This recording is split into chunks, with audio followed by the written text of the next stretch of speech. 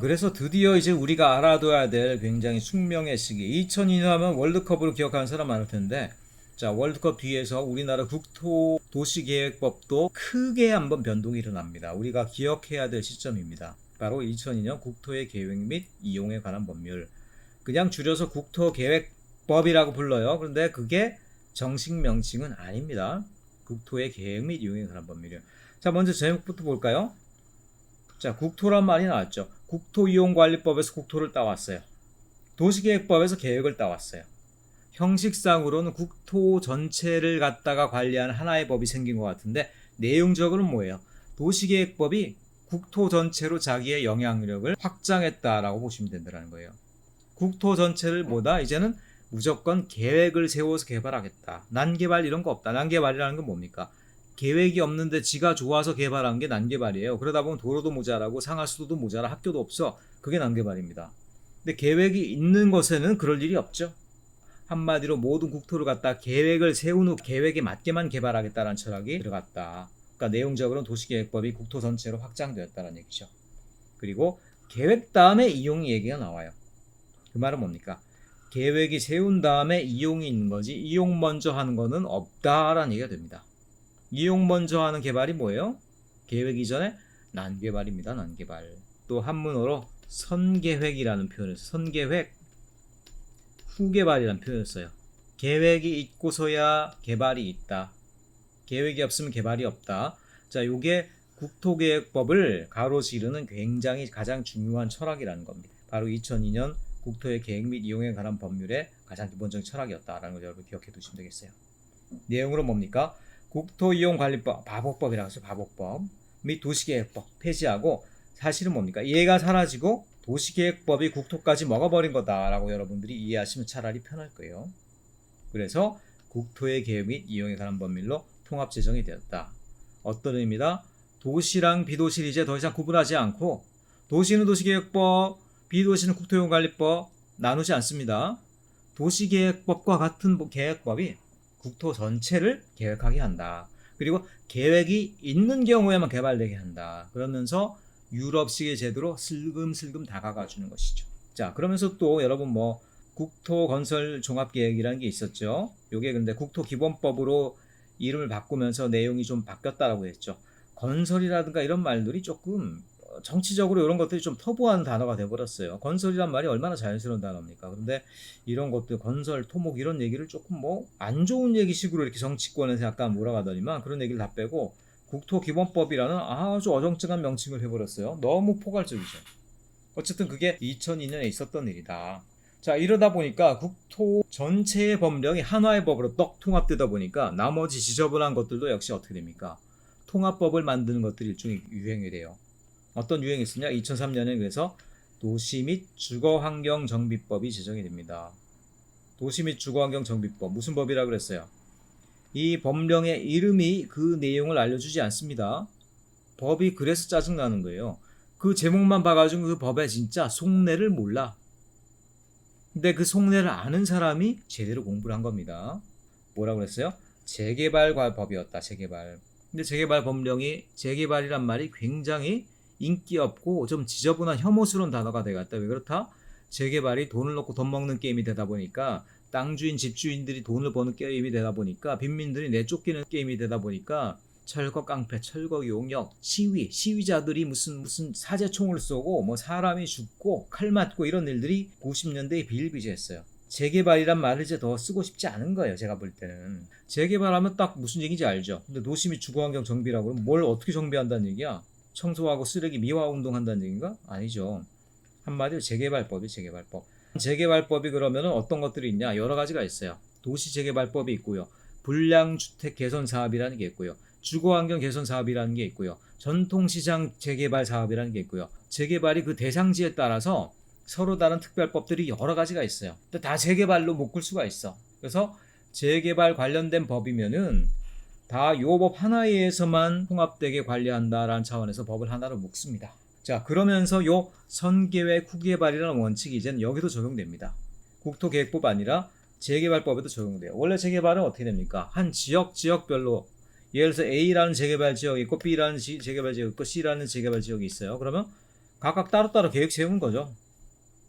근데 문제는 A, B, C가 따로따로 세우면 그걸 다 포함하고 있는 도시는 어떻게 돼? A, B, C가 계획 세우는 거에 따라서 이 도시는 어떻게 될지 모르죠. 그 도시의 기본적인 구조가 깨질 수도 있죠. 그러면 안 되지. 그렇기 때문에 모든 재개발도 A랑 B랑 C가 서로 다른 지역이고 시간대도 다른 개발이지만 얘네들이 도시 및 주거환경 정비법에서 세운 기본 계획에 따라서 기본 계획에서 내려준 기본적인 방침에 맞게 A도 B도 C도 재개발해야 된다. 따로따로 자기 좋은 대로 재개발하는 거 아니다. 도시 및 주거환경 정비법에 세워준 기본 계획에 따라서만 재개발되어야 된다라는 내용이 또 추가가 됩니다. 뭡니까? 재개발에 있어서도 선계획 후개발 제도가 그 철학이 적용되기 시작했다라고 볼 수 있죠. 계획이 없으면 개발도 없다. 그런데 계획이 없으면 재개발도 없다. 그런 개념으로 여러분들이 보시면 되겠죠. 그래서 기존의 재개발 관련 법령 통합, 그 다음에 하나 여러분 더 써놓으시면은 재개발도 선계획을 통해서 하는 것으로 이 내용이 이제 정해졌다. 여러분들이 이렇게 기억하시면 되겠어요. 자, 이만큼 달려면 어쨌든 우리나라 국토가 한 번, 두 번, 세 번, 네 번, 다섯 번까지 거대하게 회전하는 과정들 여러분 다 살펴본 겁니다. 다음 페이지를 보기 전에 그럼 여러분 한번 다음 페이지에선 또 뭐가 나올까를 한번 짐작해 보는 것도 좋을 것 같아요. 왜냐, 다음 페이지는 여러분들 이제 역사라기보다는 오늘날 우리가 살아가고 있는 현실 아니에요, 현실. 현실에 어떤 문제들이 있느냐. 요새는 여러분 부동산 관련한 뭐 법령 대출 제한 뭐 이런 걸로 시끌벅적하죠. 아파트값 2배로 올라가고. 어쨌든 그런 것들이 지금 우리의 눈을 사로잡고 있지만 바로 그 전까지는 어떤 것들이 이슈였습니까? 재개발하고 비슷한 단어가 있죠. 맞습니다. 도시 재생입니다. 자, 다음 장으로 한번 넘어가 봅시다. 그래서 2006년과 2013년이 되면 이제 도시 재정비 촉진을 위한 특별법, 이것도 이제 벌써 잊혀진 단어가 되어가고 있습니다. 그러면서 도시 재생이란 말이 어떻게 보면 모든 것을 통합하는 단어가 되어가고 있죠. 도시가 어쨌든 간에 일단은 저는 영어 단어 리뉴로 표시해 볼까요? 리뉴. 도시는 어차피 낡아요. 낡는다는 게 여러분 건물이 뭐 콘크리트가 우수수 떨어지고 비세고 이런 어떤 물리적인 노후만 생각할 텐데 구조적인 노후라는 것도 있어요. 그렇잖아요. 고속철도 시대에 우마차밖에 못 들어갈 좁은 골목길로만 되어 있는 도시다 그러면 그 심지어 골목길이 반듯하고 하나도 손상되지 않았다고 하더라도 걔는 어떻게 돼? 질이 떨어진 거야. 낡은 거야. 구조적으로 낡은 겁니다. 구조적으로. 그래서 도시는요, 두 가지 차원에서 계속적으로 리뉴를 해야 돼요. 첫째, 물리적으로 낡은 거 보수해야 돼요. 건물, 도로 뭐 이런 것들. 둘째, 구조적인 질도 역시 리뉴를 해야 돼요. 구조적인 질. 현대적인 뭐 도로 시스템, 현대적인 기반시설 시스템, 현대적인 녹지 시스템, 현대적인 뭐 스마트 시스템 이런 것들이 도시에 계속 들어와야 되죠. 근데 도시가 그런 것들 받아들이기 어려운 구조에 있어. 그럼 망한 거 아니야. 그러니까 구조도 계속적으로 리뉴를 해줘야 돼요.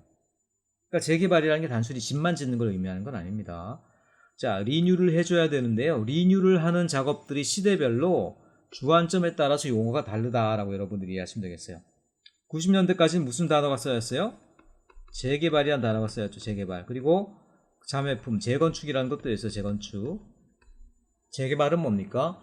낡은 건물들, 허름한 집들, 불량주택들 싸그리 헐어버리고 새롭게 집을 짓는 건데 새로 집을 지으면 거의 90% 이상은 뭐가 됩니까? 아파트 내지 공동주택이 돼요. 그게 재개발이에요. 재개발이 되면 1층짜리가 갑자기 10층짜리 아파트가 되니까 얼마나 큰 차익이 생기겠어요. 그러니까 그 차익을 놓고 얼마나 많은 갈등이 있겠습니까? 자, 근데 재개발이 되려면 여러 가지 전제 조건이 있습니다. 여러분들 전제 조건이 있어요. 재개발하는 돈은 누가 냅니까? 집을 헐고 고층 아파트를 세우는데 그 건설비를 누가 내요? 집주인이 내나? 집주인이? 집주인이 자기가 그럼 뭐 한 10억씩 내서 아파트를 지어서 분양을 하나? 아니죠. 재개발하는 돈은 누가 내요? 그 건설비는 건설회사가 내죠. 뭐 삼성건설, 현대건설, 대우 뭐 이런 데가 내는 거야. 그게 무슨 얘기냐? 왜 건설회사 남 좋은 일에? 뭐 남 좋은 일이 아니죠. 예를 들어서 불량주택촌이 좀 있었어요. 이렇게 허름한 집들. 근데 이런 것들이 이후에 아파트, 고층 아파트 쫙쫙 올라가? 왜 이게 가능해요? 건설비만 누가 내면 되나? 사실은 이것이 되려면 건설비도 있어야 되지만 뭐 여러 가지 행정비용 필요하죠. 근데 이게 가능한 이유가 뭐냐? 비록 집은 허름한다고 할지라도 땅값이 이미 엄청나게 올라갔어. 그리고 어차피 자 1층짜리 집일지라고 하더라도 새로 지으면 아파트가 된다라고 그러면 어떻게 돼? 자, 요 한 층만 잘라놓고 나면 나머지 이만큼은 새로 생긴 거 아니야? 10층짜리 건물이 있어. 뭐 단순하게 한 층짜리를 헐고 10층짜리 건물을 지었다고 쳐봐요. 그럼 한 층짜리만 빼놓고 9층은 새로 생긴 거 아니야? 9층을 새로 파는 거 아니야? 그럼 이게 다 돈 아니야, 이게. 그렇죠? 올라간 만큼의 어떤 개발해서 분양해서 팔아낸 그 돈을 가지고 어떻게 돼요? 새로 건설하는 비용, 기반시설 놓는 비용, 상하수도 등등 기반시설 다 놓는 비용, 건설하는 비용 다 내고도 돈이 남아. 그만큼 땅값, 아파트 값이 많이 올라간 거야.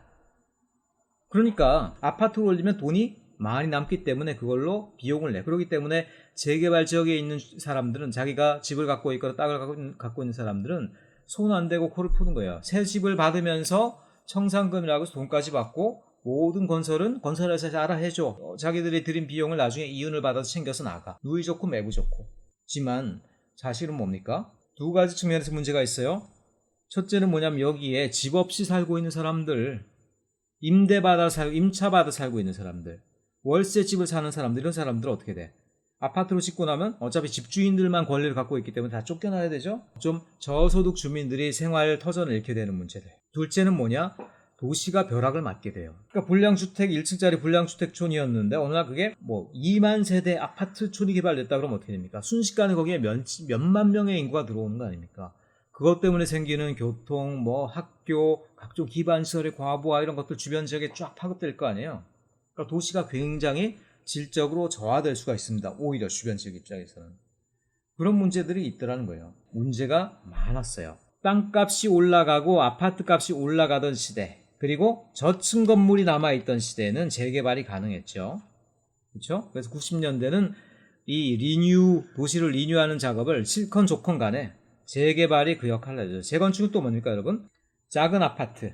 그러니까 여러분 80년대 이전에 지은 아파트들은 대부분 10층 이하예요. 5층만 돼도 엄청 높다 막 그랬어요. 근데 지금은 아파트 기본 몇 층? 35층짜리로 올라가죠. 35층. 그래서 낮은 아파트를 높은 아파트로 새롭게 재개발하는 거는 이제 재건축이라고 그럽니다. 재건축이니까 아파트에만 적용되는 거죠. 당연히 그럼 어떻게 돼? 자, 요 층수가 요 층수야. 그럼 요만큼 남은 어떤 층수 있죠? 그게 바로 새롭게 버는 돈이지. 그래서 그걸 가지고 재건축을 하는 거예요. 돈이 되는 사업들이죠. 자, 리뉴를 하고 돈도 돼.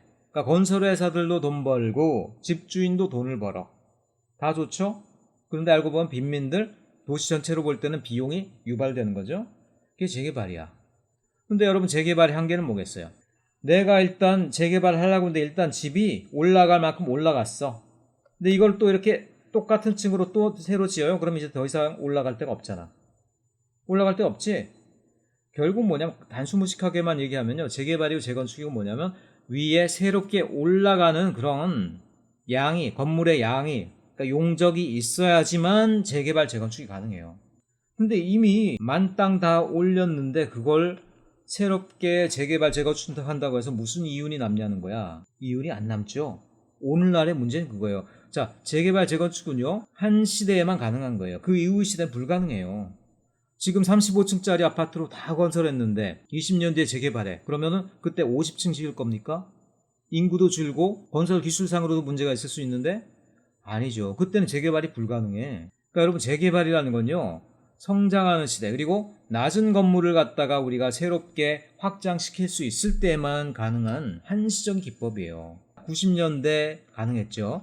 근데 2000년대만 와도 이제 불가능해지는 부분이 많은 거야. 리뉴하는 정책이 재개발 때도 있었다. 하지만 그 다음에 뭐가 됩니까? 그 다음에는 재개발이 이제 불가능한 시대가 오죠. 이제는 아파트를 지어도 아파트가 안 팔려. 그리고 아파트가 이미 오를 만큼 올라갔기 때문에 새로 더 올릴 층이 없어. 그럼 어떻게 됩니까? 리뉴를 하긴 하는데 재개발이 아닌 리뉴를 해야 되죠.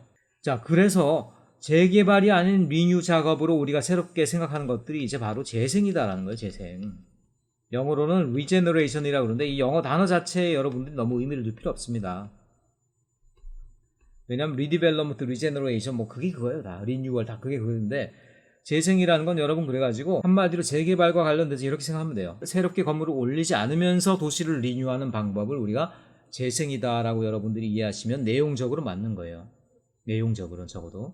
도시재생 사업 이렇게 들여다보면 뭐가 있습니까? 주민 참여에 의해서 그 지역을 활성화시키는 방안, 그 지역의 문화를 확충하는 방안, 건물을 올린다고 하더라도 아파트 짓고 이런 거 없죠? 그냥 그 지역에다 마을 식당 만들고 마을 도서관 만들어서 주민들이 운영하게 하는 방안들, 거기다가 어떤 그린웨이를 지내서 그린웨이를 갖다 관리하면서 동네 활성화를 꾸미는 방안들, 새롭게 건물을 올리고 이런 거 없죠? 재생이란 게 그렇게 한마디로 재개발이 아닌 리뉴라는 거예요. 요렇게 여러분들이 이해를 해야지 재생이라는 것들이 또 따로 의미가 있다라고 생각하시고 이 단어를 갖다가 막 파고 그럴 필요는 없더라는 거예요. 리뉴라는 건 항상 언제든지 있어야 돼요. 근데 도시가 성장하고 도시가 낮은 아파트에서 높은 아파트로 갈 때는 재개발이 그 역할을 한 거고요. 더 이상 도시를 새롭게 개발할 여력이 없는 때는 재생이라는 걸 한다. 여러분들이 이렇게 이해를 하시면 되겠어요. 자, 그래서 90년대는 재개발의 시대였고요. 2000년대는 이제 도시 재생의 시대가 드디어 열리게 됩니다.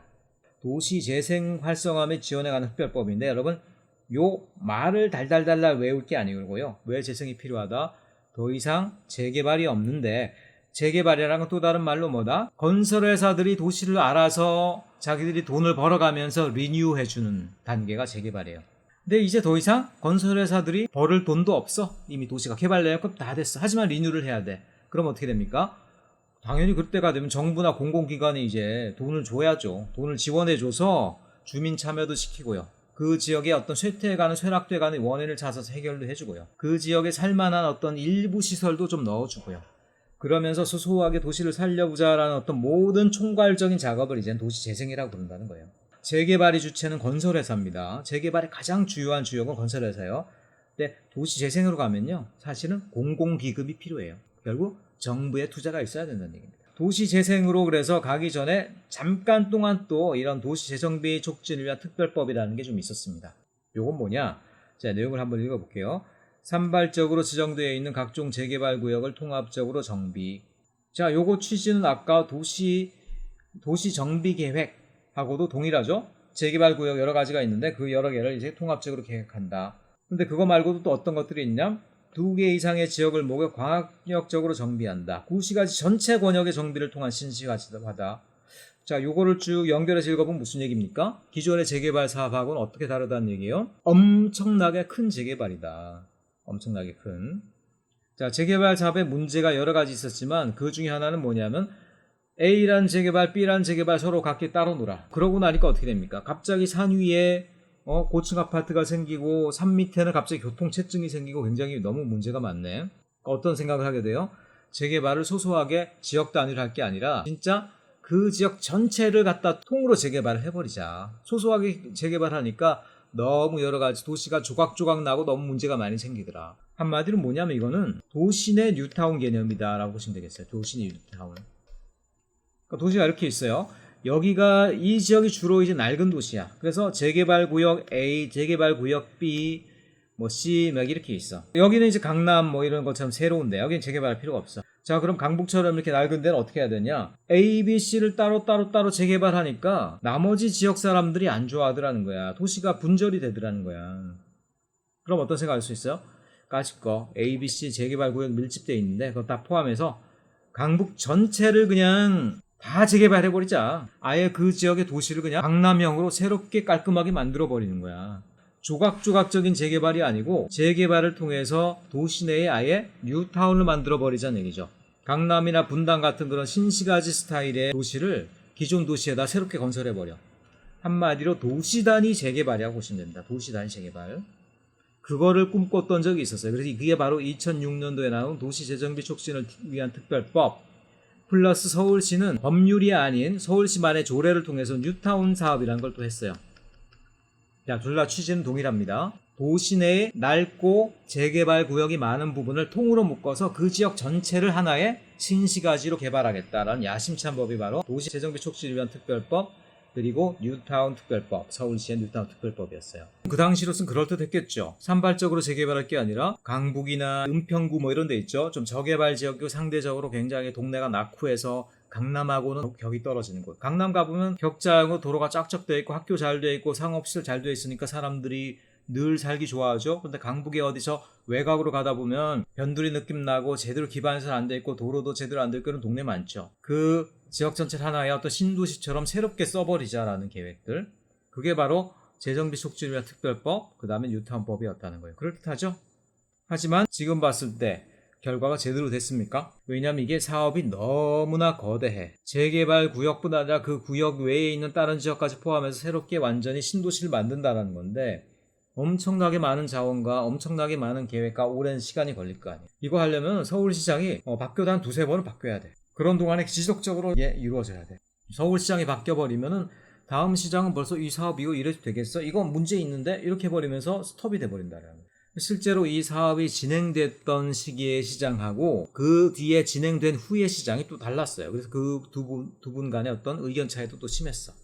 그리고 이런 것들이 또 행정적으로나 재정적으로나 또 진행되기가 너무 쉽지 않았어. 너무 거대한 사업들은요, 표류하다가 끝나는 경우들이 굉장히 많습니다. 실행되기에는 너무 거대한 측면들이 있어요. 하나의 재개발이 아니라 도시 한 권역 전체를 재개발을 한다는 얘기이기 때문에. 결국 그래서 지금 와서 평가할 때는 이런 것들이 당초의 어떤 구상대로 제대로 완결되지 못하고 부분적으로만 진행된 채 사실은 지금은 재정비 촉진법, 뉴타운법 이런 것들이 사실상 지금 효력을 발휘하지 못하고 사라져 가고 있다, 이렇게 요약을 할 수가 있을 것 같아요. 자, 그 다음에 그리고 드디어 이제 도시재생 활성화를 위한 법이 나옵니다. 도시재생이라는 얘기가 드디어 나오죠. 그리고 지금 우리가 살고 있는 시기가 바로 도시재생의 시기다. 그래서 도시재생이 뭐냐라고 그러면 이걸 괜히 엉뚱하게 철학적인 얘기를 하는 사람도 많이 있어. 뭐 이렇게 서정적으로 도시재생은 참여민주주의 시대에 어쩌고저쩌고 막 그러는데, 내막을 보면은 참여민주주의 이런 거 언제는 중요하지 않았어. 내막을 보면 그게 아니고 재개발, 건설회사들이 알아서 도시를 다 새롭게 만들어주던 시대, 부동산 가치가 올라가고 아파트 값이 올라가던 시대, 그럴 때는 건설회사들이 알아서 도시를 리뉴해줬는데 이제 건설회사들이 챙겨갈 이유는 없는 도시예요. 이제는 새롭게 지어도 떡고물이 안 떨어지는 땅을 어떻게 그럼 가만 놔둘 거야? 어떻게든 그것도 새롭게 또 리뉴를 해야죠. 그 리뉴가 새롭게 건물을 올리는 건 아닐지라도 건물 개보수도 하고요. 도로도 새롭게 놓고, 너무 기반설이 부족한 곳이면 공원도 좀 놓고 마을 회관도 놓고 이렇게 해야 될 거 아니야. 그게 도시재생이에요. 그게 도시재생. 재개발이 없는 시대의 리뉴얼 방법. 근데 도시재생의 시대에는 어떻게 됩니까? 정해진 기법이 있어요? 아니야. 동네마다 다 달라. 동네마다 필요성이 다른데요. 동네마다 그게 리뉴되지 못하는 부분이 다른데요. 동네마다 리뉴얼 해야 되는 방법이 다른데요. 도시재생 내용을 보면요, 지역마다 내용들이 좀씩 다 달라. 그리고 여러 개의 소소한 사업들이 복합되어 있는 형태로 되어 있습니다. 물론 그럼에도 불구하고 조금 더 큼직한 뉴타운에 가까운 그런 재생지역을 만드는 사업들, 말하자면 재개발 형태의 어떤 사업들이 아직 완전히 사라진 건 아니에요. 하지만 대부분의 도시재생지역은 정부 공공기관이 투자를 해서 재개발하지 않으면서도 활기를 좀 더 일으키고 리뉴할 수 있는 방법이 뭔가를 고민하는, 한편으로는 좀 더 창조적인 아이디어가 중요한 시대가 되었다라는 것들이 바로 도시재생 시대의 특징입니다. 건설회사들이 더 이상 나서지 못해. 그러니까 국가가 나서야죠. 이제 국가가 투자를 해야지. 직접 도시재생의 기본 방향성도 제시하고 지원체계, 돈도 주고요, 전문가도 되죠. 행정지원도 해준다는 거예요. 그리고 거기에 따라서 중앙과 지방에 지원기구를 이렇게 뒀다. 그래서 포항에도 있지만 도시재생지원센터라는 게 생겨서요, 시청과 재생지구 사이에서 어떤 여러 가지 지원 역할을 하고 있죠. 포항 같은 경우도 포항도서관 가면 3층에 재생지원센터가 있다는 거 여러분 가보신 분도 있죠. 그게 바로 도시재생과 관련된 여러 기구가 생긴 결과입니다.